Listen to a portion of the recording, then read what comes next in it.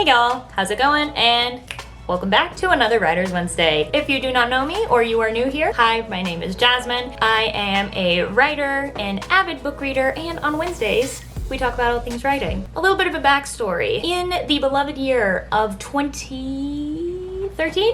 2013. Yes, 2013. 2012? When I was in high school, just a wee freshman, sophomore, somewhere around those years, I was introduced to Pinterest. Now, this is kind of a big deal that I was introduced to Pinterest because I grew up in a little bit more of a strict household, especially when it came to media. I wasn't allowed to play video games. Video games were not allowed in the house. We were not allowed to have Facebooks or Instagrams until we were 16. So the fact that my mom was cool about me having a Pinterest was kind of a big deal. But once I learned about the website itself, it was pretty self-explanatory that Pinterest is just so unproblematic. So because of that, I have had a Pinterest for a very long time. And I am not sure if I have said this on this channel or have talked about it, but ever since I was 9 years old, I made a decision. And my husband makes fun of me for this because apparently I made huge, big life decisions at 9, but I don't know what to tell you. I knew what I wanted. So when I was 9, I learned that I loved writing stories, and I've been writing them ever since. So it makes sense that I would make a Pinterest board of ideas and inspiration about writing techniques. So these Pinterest boards are over a decade old, and I need to clean them out. And in efforts to clean out my Pinterest boards, I was thinking that I could take you on a little journey doing that. I want to make this a little bit more of a series. I have like a million different things that I want to make a series, so I know. But I want to make this more of a series because I have a lot of pins. I have too many pins. There's a reason why I'm doing this. I'm trying to get rid of pins. I'm trying to simplify my life. I'm trying to simplify my online presence, at least in my personal life. So since I gave you that very run-on sentence explanation, let's take a look at my Pinterest. Okay, so we're going to start with the much smaller section. So these guys I am going to get to later. We're gonna focus on these two. So the writing techniques and character development. And since character development only has 81 pins, we're gonna pace ourselves a little bit because I am not in any mental state or capacity to go through 388 pins just on writing techniques. And keep in mind, since I pinned a lot of these things a long time ago, some of these web pages just might not even exist. So that's an easy discard. Let's start from the bottom and make our way back up. How to create an instantly likable character. Interesting.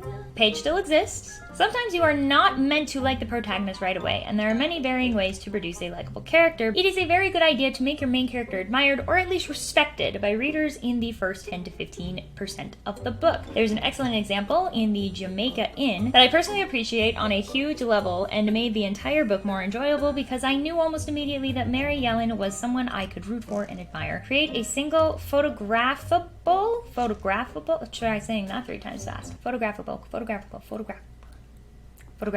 After the death of her mother, Mary goes to stay with Aunt Patience. Is that her first name or her last name? Because if it's her last name, if it's her surname, she can't really do anything about that. But, was that a common name? This looks like a timepiece. Yeah, this looks like it did not happen in the now. So I'm curious if Patience was a name that was more popular in the day? Was Patience a popular name back in the day? Patience has never been a particularly popular name in America. I don't know where this book comes from. I don't know what example she's making, but if I wanted to take this from a very judgmental lens, I would say that this was a writer that was just getting a little unique and interesting about the names. I've done it too.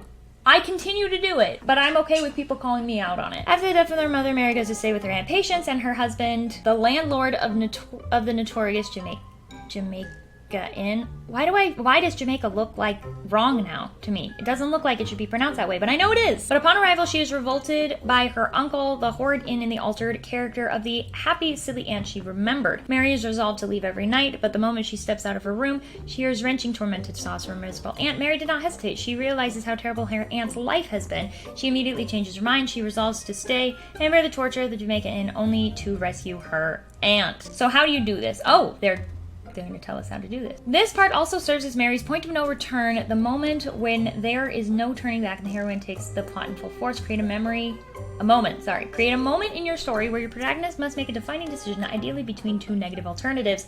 Make this decision an important deciding factor in whether or not the protagonist will go on. That's it. That's the whole article. That's it. I was expecting a list. Okay, they only wrote down one thing, and I quite frankly don't agree. I think that what they are trying to say is make the decision, the point of no return, memorable. I don't think it needs to be a photographical moment. I hate that word. Oh, I said photographical. Photographable.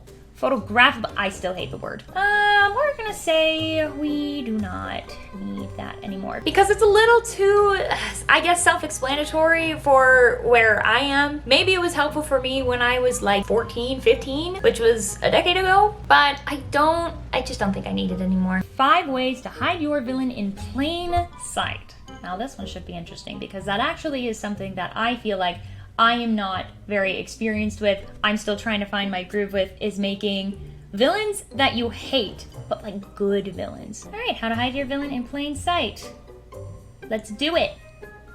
And we will never know. I don't like that it always takes me back to my homepage instead of just the section that I made. Well, speaking of villains, 39 motivations for the villain or villainess. We love inclusivity. We love that. Is it just the picture or does it go to a site? The anticipation is killing me. Yay! It does lead to a website. Okay. You know what? Honestly, I'm keeping this. I'm keeping this for myself because I struggle with writing villains. That guy is staying there, and I like that we're able to see a lot of the motivations just right off the bat on that pin, so that for some reason, if there wasn't a website or the website becomes unlinked, you still have those ones. How to write from a guy's point of view. Let's do it. We're not gonna do it. I will never know what men think, or will I? Because I have another pin. Writing awesome male characters, what you're doing wrong. This one actually might relate to something that I am writing, so this also could potentially be helpful if it is still there, and it is not. Wow. We are really doing a hit or miss here. I really wanted to just work on that section. Let's do a solid 10 minutes of looking at these and seeing what we got. Why you need to efficiently cast your characters. I'm not exactly sure if they mean casting characters as in being a movie. I'm interested to see what they mean by that. Interesting. Okay, I don't know what this is going to talk about, and I don't know what they're referencing to. Sometimes I can't explain what I like about Rain. I can tell you all the things I don't like easily enough, and a lot of those are essential lessons of what not to do in your storytelling. Ooh, so this is a bad example. I guess I won't watch it then. And yet, even with its flaws, there's a lot that I enjoy about it. Okay, you gotta pick a lane. I don't know if it's good. I don't know if it's bad. You gotta help me out here. I enjoy most of the characters and a majority of the actors. I love a lot of the themes they explore and love the history of it all, yada yada. Don't always tell the truth. Okay. There's an entire genre of alternate history. I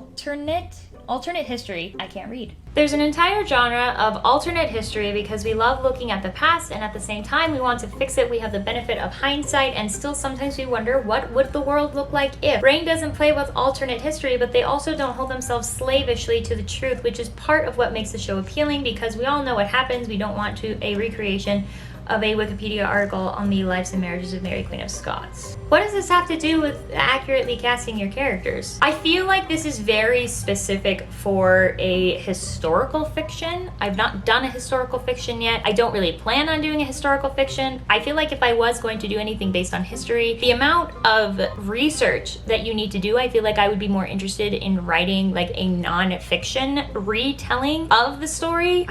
This just isn't really my vibe. And I can't relate to the TV show. I've literally never heard of the TV show Rain. What to do when your antagonist isn't a villain? I know that there is a difference between villain and antagonist, because a lot of people can be antagonists.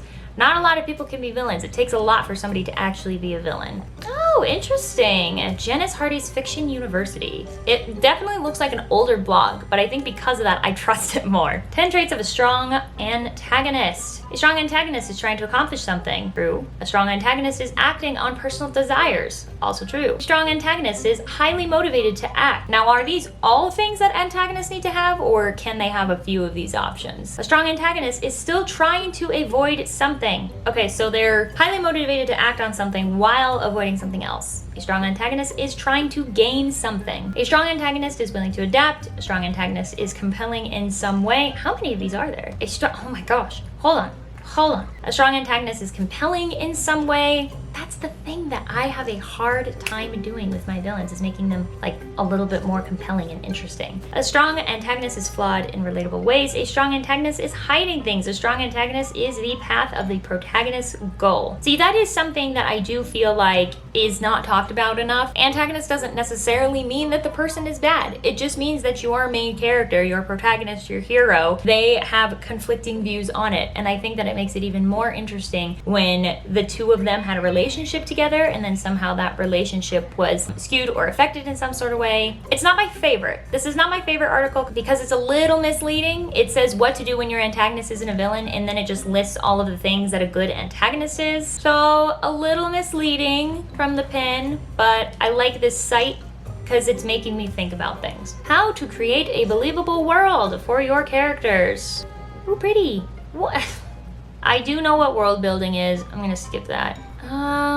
Okay, this is very, very rudimentary. I don't need this. I have created little worlds before. Draw a map of your story's world. Why wouldn't you do that? Mix and match different worlds. I mean, you should kind of make the world your own, but I feel like when you distinctly mix and match two worlds and smash them together, it's really obvious when you do that. Study other authors' work.